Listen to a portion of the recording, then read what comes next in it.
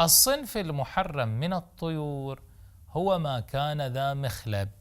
الطير الذي يكون ذا مخالب زين يكون من الصنف المحرم، سواء افترس بهذا المخلب أم لم يفترس، فإنه يكون من صنف المحرم، من صنف المحرم.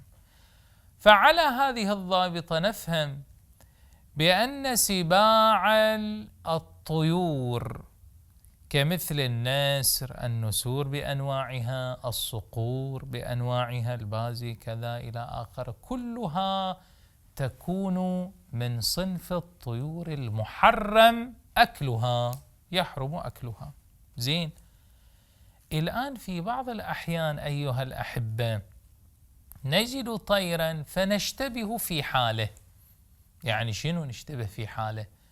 نشتبه في حاله بأن ما لديه فعلا يعد مخلب أم لا. إذا لم نشتبه في عد ما لديه مخلب فطبعا لا يجوز أكله، فإنه من صنف المحرم. إحنا الآن نتكلم في ظرف الاشتباه، يعني اشتبهنا عن الحال، فما هو المرجع حينئذ؟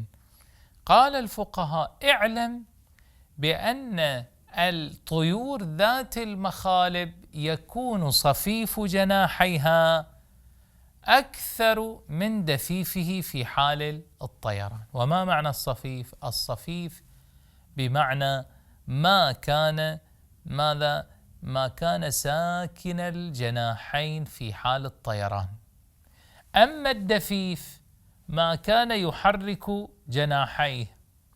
فالآن أنت لما تشتبه ما تدري وش حال هذا الطير، محلل أو محرم، فمرة أنت تعرف أنه من السباع، من سباع الطير، فهذا محرم. مرة الآن أنا لا أعلم ماذا أصنع، نقول انظر إلى صفيفه ودفيفه، فإن وجدت أن الصفيف أكثر من الدفيف فهنا يصنف الطير من الطيور، ماذا؟ من الطيور المحرم أكلها، يعني ما يجوز لك أكله.